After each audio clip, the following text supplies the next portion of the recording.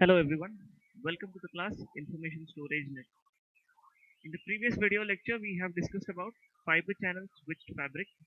In today's video lecture, we'll be discussing about the different types of ports that are available in a switched fabric.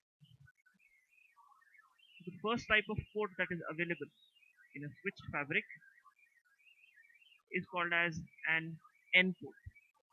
What is an N port? This is the end point in a fabric. It is also known as a node port.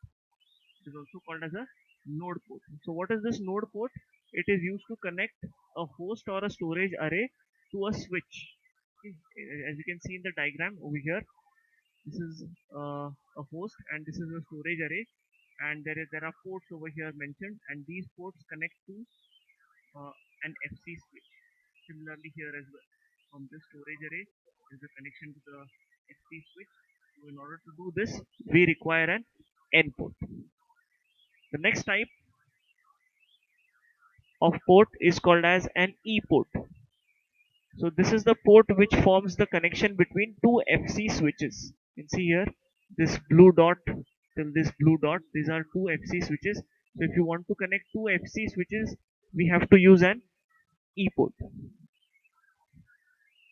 Next is called as an F port. The next type of port is called as an F port. So this is the port that connects to an N port. Okay, so this is the port that connects to an N port. Right. The next is called as a G port. This is not, it's not shown in this diagram over here, not reflected here. So what is a G port? It is called as a generic port. So this port on the switch, it can operate as an E port or an F port, right? So it can operate as both E port or F port, and the functionality is determined automatically during the initialization. So this was about the different types of ports available in a switched fabric. Next one, we have seen in order to connect two FC switches, we require what type of port? We require an E port. It is also called as an expansion port. So this expansion port is connected, or these two FC switches are connected with the help of something called as ISL. It is called as inter-switch links. Inter-switch links connects two or more FC switches to each other using E ports.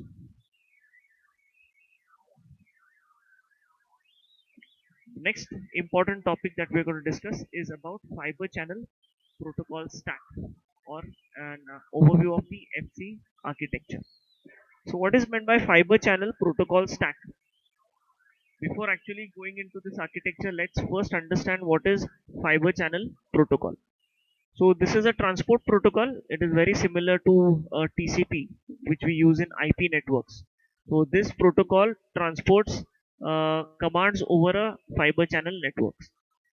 Now, what is a fiber channel? It is a high-speed network technology which is used for sending and receiving data. So transferring of data among computers, servers, mass storage systems, all this is done with the help of fiber channel. So in order to do all this, there are certain rules to govern this. So those rules are defined by fiber channel protocol. So if you can see over here, this particular diagram, it shows us four layers. Okay, actually, yeah, it has four layers: FC0 to FC4. Now FC3 is not yet implemented. You can see it is FC0, 1, 2 and 4. 3 is not yet implemented. Alright, so let's discuss them one by one. What is FC0, what is 1, 2 and 4? Okay. FC0 layer is called as a physical layer. This bottommost layer, which you can see, it is called as a physical layer. This layer defines the physical link between the systems. Now, what is meant by physical link between the systems? There are different types of systems available in the fabric. There are nodes, there are switches, there are subnet, there are hubs. Different types of systems are available. So this includes fiber cables, connectors, optical parameters, and everything. Whatever hardware related thing is there, all of those are present in FC0 layer. That is why it is called as a physical layer. The next one, the next layer is called as the FC1 layer. It's called as FC1 layer. If you can see over here, it's written encode and decode. It's written encode and decode, which means that it is a transmission layer. So this layer defines the transmission protocol that includes encoding and decoding rules.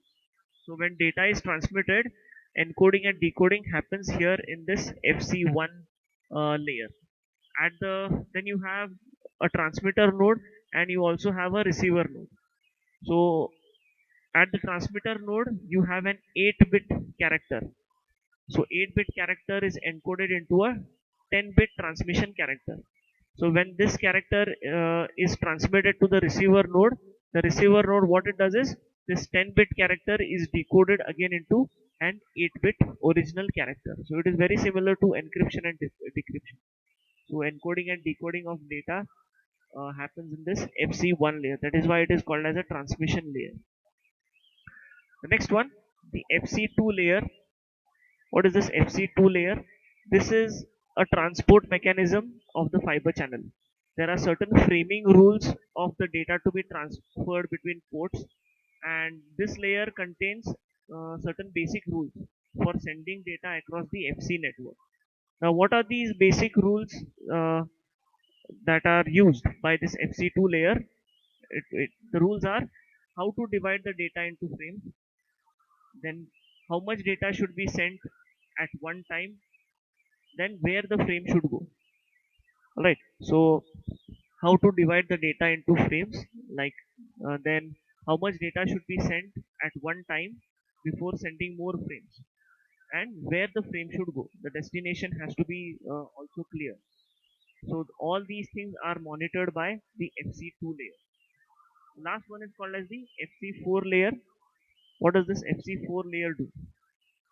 This is the uppermost layer in your FCP stack. So this layer defines the application interfaces. Uh, application interfaces. So there are several protocols which this FC4 layer supports. You have SCSI, it is called as SCSI.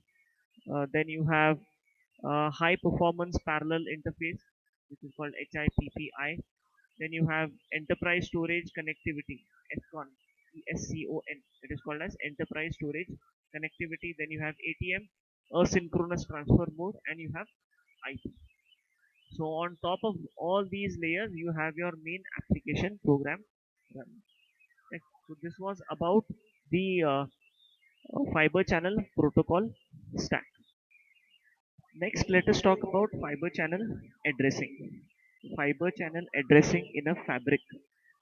So let's first understand what is meant by a fabric. So a fabric is a network topology which interconnects fiber channel devices using a fiber channel switch. So all the devices which are present in a fiber channel architecture, so that entire network topology can be considered as a fabric. So every device which is present in that fabric or logs into a fabric, uh, it is assigned an address dynamically. So this address is a unique ID or a unique number which is used to identify each of those devices. As you can see in the diagram, this is a 24-bit address space which is divided into three parts: domain ID, area ID, and node ID. So let us understand one by one what these mean. Okay. So the first field of the FC address, it contains the domain ID of the switch. What is this domain ID? So this is the address of the switch which is present, or the number of switches that are present inside the fabric. Each one of them have been given a unique number, and that unique number is called as the domain ID. And this domain ID is used to identify a switch present inside a fabric. So this provides a 256 addresses. Since it is 8 bits, it provides 256 addresses, but only 239 are available because some of them are used for fabric management services, which means that each fabric can contain 239 switches. This is what is meant by domain ID. The next one is called as the area ID. What do you mean by area ID? So area ID also provides 256 addresses, and this area ID is used to identify a group of ports present in a switch. So used to identify a group of ports in a switch. This is what is called as area ID. The next one is port ID. This is used to identify individual ports. This node ID or port ID is used to identify individual ports. So FC addresses is dynamically assigned when a node port logs into a fabric. Node port, or we have already seen, it is also called as an end port. So when end port logs into a fabric, an address is assigned dynamically. So this is how FC channel addressing takes place, or how addressing of devices takes place. Okay, so the next one that we'll be seeing is worldwide names. This is also another type of addressing mechanism. It is also called as WWN. So this fiber channel addressing which we saw, it was this addressing was dynamically assigned to a certain node port. But this WWN addressing is static as compared to fiber channel addressing, and this is a 64-bit unique identifier. So this environment uses two types of worldwide name. The first one is worldwide node name, and the second one is worldwide port name. So it is called as WWNN and WWPN. So you can compare this WWN to your MAC address, which is used in IP networking, right? So this is what the diagram represents your WWN. This is how 64-bit static addressing is done using WWN. Okay, let's talk about the structure and organization of FC data. So, as you know that data transport happens between nodes, exchange or communication between communication of information or exchange of information happens between nodes. So in an FC network, data transport can be compared to a conversation between two people, where the data is divided into frames, where each frame represents a word, a sequence represents a sentence, and an exchange represents a complete conversation. Right. So, what is meant by a frame? A frame is a fundamental unit of data transfer, and this happens at layer 2. The FC protocol stack we have seen, this happens at FC2 layer.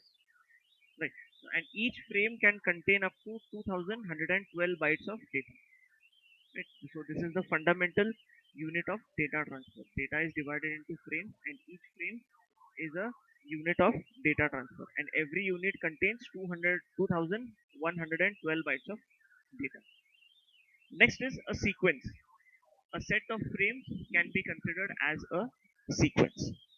A contiguous set of frames sent from one port to another port can be considered as a sequence. The next one is exchange. So this exchange operation enables two endpoints to identify and manage a set of information used. So an exchange is composed of one or more sequences. An exchange is composed of one or more sequences. So this information that is exchanged, it is protocol specific. It is protocol specific, and it lies in the FC4 layer. It lies in the FC4 layer.